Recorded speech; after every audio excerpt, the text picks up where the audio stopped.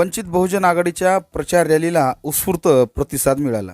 परभणी विधानसभेच्या शेवटच्या टप्प्यात वंचित बहुजन आघाडीच्या परभणी विधानसभेचे उमेदवार शेख नासेर शरीफ यांच्या प्रचारात 16 नोव्हेंबर रोजी परभणी शहरातून भव्य प्रचार रॅली काढण्यात आली। शहरातील शिवाजी पुतळा परिसरातील असणाऱ्या उपोषण मैदानातून या रॅलीला सुरुवात झाली।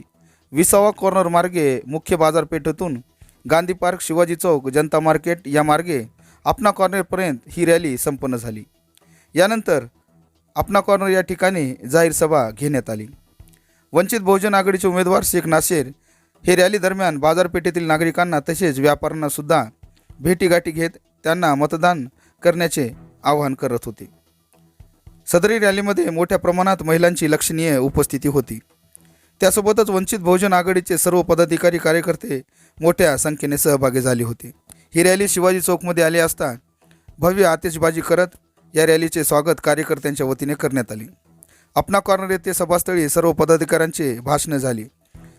यावेळी उमेदवार शेख नासेर शरीफ यांनी संबोधित करताना म्हणाले की मी सर्वसामान्य कुटुंबातील आहे। मी आपला प्रतिनिधी म्हणून इथल्या प्रस्थापित व्यवस्थेची लढा लढण्यासाठी निवडणुकीच्या मैदानात उतरलो आहे। परभणीची बकाल झालेली अवस्था जर बदलायची असेल आणि वंचितांची सत्ता आणायची असेल तर आपण सर्वांनी एकत्र येऊन हा लढा लढायचा आहे। येणाऱ्या 20 तारखेला मला मतदान रूपी आशीर्वाद देऊन जास्तीत जास्त मतांनी निवडून द्यावे आणि मला आपली सेवा करण्याची संधी द्यावी असे आवाहन उपस्थित जनसमुदायाला यावेळी त्यांनी केले। मी मुळात पॉलिटिशियन नाही, राजकारणी नाही आहे। ॲक्सिडेंटली मी निवडणूक लढवत आहे। माझा विचार कुठलाही निवडणुकीचा नव्हता, पण 5 तारखेला मला कळलं 10 दिवसाचा माझा प्रचार आहे। 10 दिवसामध्ये मी प्रचार यंत्रणा हे राबवलेली आहे। त्यामुळे मी तुम्हाला सांगतो, परभणी शहरामध्ये जे काय मागच्या 10-20 वर्षापासून विकास झालेला आहे ते विकासाला पाहता मला वाटत नाही की जे आता जे उमेदवार उभा राहिलेले ते निवडणूक लढवून जिंकून येण्याच्या लायकीचे आहेत। हे उमेदवार एक उमेदवार तर नवीन आहे, ठीक, फर्स्ट टाइम आहे, पण जे आपले जुने उमेदवार सध्या आहेत त्यांनी शहरासाठी काय केलेलं आहे सर्व परभणीकराला माहित आहे। जिकडे तिकडे आपण जातो तर आपल्याला सर्वप्रथम धूळ, रोड, रस्ते, नाल्या ह्याचं सर्व आहे ते बेसिकच गोष्टी आहेत। ह्या सर्व आपण पाहता आपल्याला ह्याच्या नंतर त्यांना मतदान करायचं की नाही ह्याचा आपण कुठे ना कुठे विचार करायला पाहिजे। आणि विशेष म्हणजे जे आम्ही मॅनिफेस्टो तयार केलेला आहे त्याच्यामध्ये माझ्या मुस्लिम बांधवासाठी मी सुरुवातीपासून सांगतो, कारण मी त्या जमातीमधून येतो, समाजमधून येतो। मेरे मुसलमान भाइयों के लिए मैं ये कहना चाहता हूँ कि एक मुस्लिम आदमी अगर कभी यहाँ से चुन के आ सकता है तो हमारे लिए ये जो बाकी के जो अभी जो एग्जिस्टिंग एमएलए है उन्होंने हमारे लिए क्या किया है, मुस्लिम समाज के लिए क्या किया है, तो उसलिए मैं आपको बताना चाहता हूँ कि एक मुस्लिम एमएलए अगर कभी होता है वो क्या करता हूँ। हमारे परभणी में वक्फ की जो जमीनें हैं, वक्फ की जमीनें खाली पड़ी है, उसके लिए हमने हमारे मैनिफेस्टो में हमारे मैनिफेस्टो में बताया है कि जो हमारे जो व्यापारी है मुस्लिम छोटे, जिसकी टोपियों की दुकान है, गमजे की दुकान है, जिसकी कपड़ों की दुकानें हैं, इनके लिए रेंट ज्यादा है तो हम वो जगह पे कॉम्प्लेक्स भी बना सकते हैं मुस्लिमों के लिए। और जो हमारे मस्जिदों के मुफ्ती है उनके लिए हम क्वार्टर बनाने का भी इसमें मेरे मैनिफेस्टो में बोला है। वक्फ बोर्ड की काफी जमीन है हमारे इमामों के लिए, हमारे मौलानों के लिए रहने के लिए।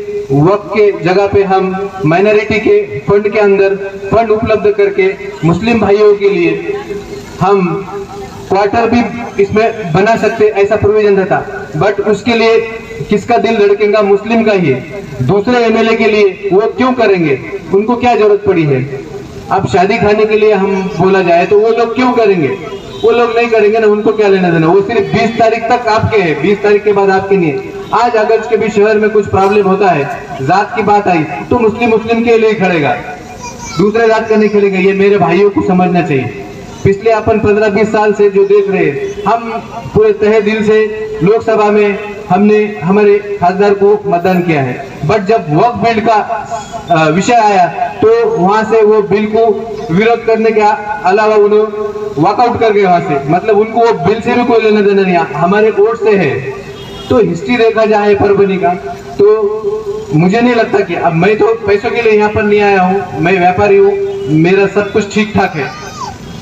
मैं तो बोल रहा हूँ जो एमएलए होने के बाद जो फंड जो ये जो मिलता है, फंड नहीं बोलेंगे उसको, मानधन जो मिलता है, मानधन, वो चुन के आने के बाद मैं तो 5 साल के लिए उलेमा के लिए हदिया के तौर पे वो देना चाहता हूँ, डिक्लेयर करना चाहता हूँ, लिख के भी देना चाहता हूँ।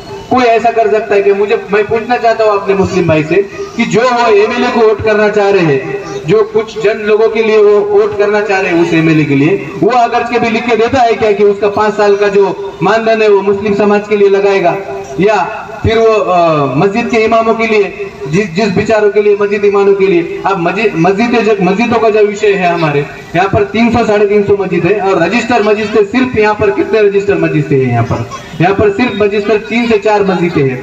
तो हमारा जो वक्फ बोर्ड का जो इनकम है 5-10 करोड़ रुपए जो साल का इनकम है हमारा वक्फ बोर्ड का, तो वो जो इनकम रिटर्न आने वाला है, तो वो इनकम यूटिलाइज करो, शहर के लिए यूटिलाइज करो। जो डिस्ट्रिक्ट का है, परभनी के डिस्ट्रिक्ट का वक्फ बोर्ड का जो रिटर्न है वो यहाँ के लिए दो ना।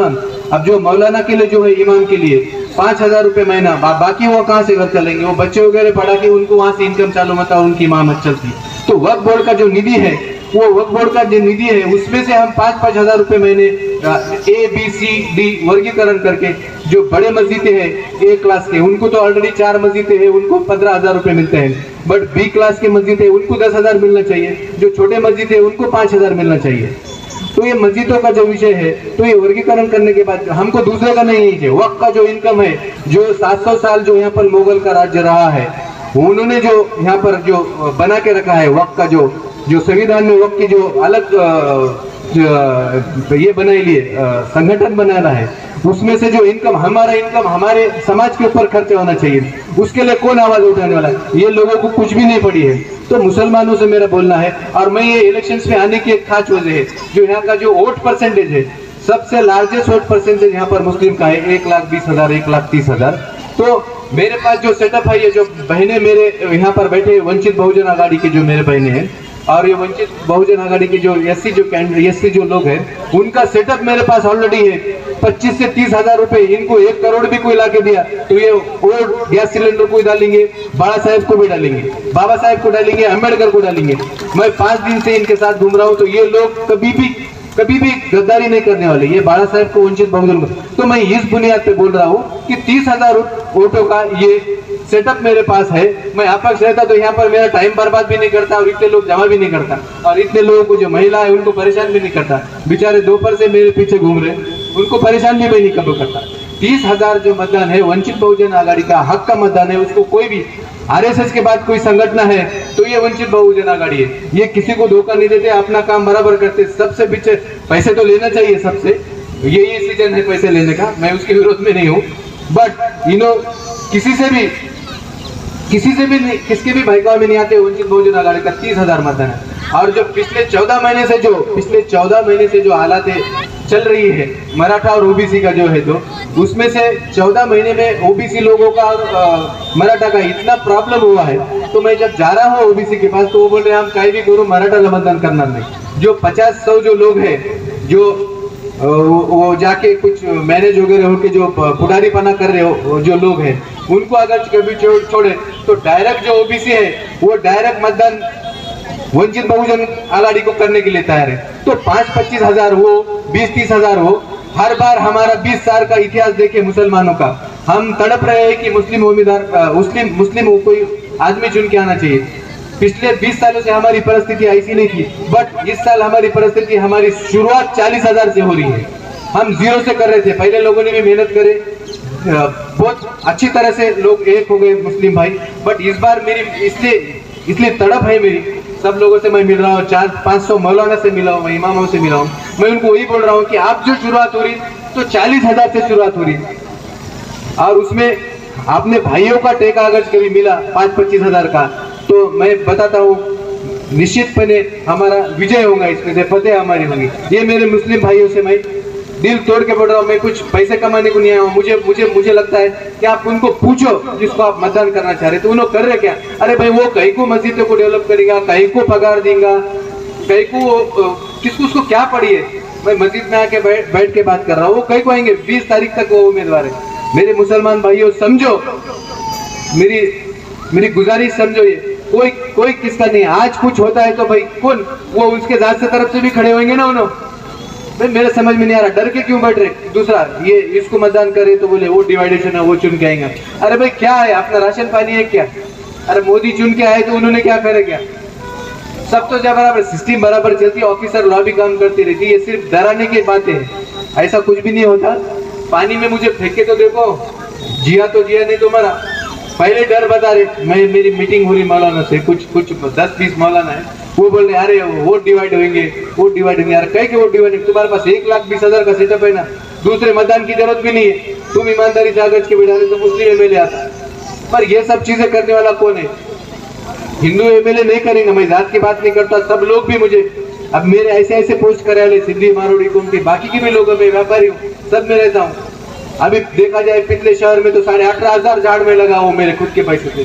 10 साल से काम कर रहा हूँ। सुबह 6 बजे उठ के पूरे डिवाइडर देके और परभनी के पूरे डिवाइडर पे झाड़ हम लगाए, मिट्टी हम डाले है, बैठने के लिए सुविधा है, सब तरफ सोशल एक्टिविटीज चालू है। तो नियत काम करने की है, समझो मेरे नियत को, ताकत बताओ। वक्त यही है, इसके पहले भी ऐसा चांस नहीं आया और इसके बाद तो आएगा भी नहीं। जो एक्सीडेंटल हुआ ये सब अल्लाह के तरफ से जो कैलकुलेशन बने हुए हैं। मेरे भाइयों ने थोड़ा सा हाथ बाहर, आधे भी मतदान अगर के भी डाइवर्ट होते हैं तो अपना विजय पक्का है, क्योंकि मेरे पास ये सब सेटअप है और ये पक्का सेटअप है। ये बात को समझो। और अपक्ष में रहता तो कभी भी यहाँ पर नहीं आता। अपक्ष की कोई औकात नहीं रहती। साम्राज्य वाले जो अभी जो बड़े बड़े भी लोग हैं, अपक्ष खड़े रहे तो 4,000, 5,000, 2,000 की उनकी औकात रहती है। अपक्ष में कभी अभी चुन के नहीं आता। वंचित बहुजन आघाड़ी ये बोल के मैं ये स्टेज पे हूँ, नहीं तो मेरा टाइम बर्बाद करने वाला नहीं, मेरे पैसे बर्बाद करने वाला नहीं।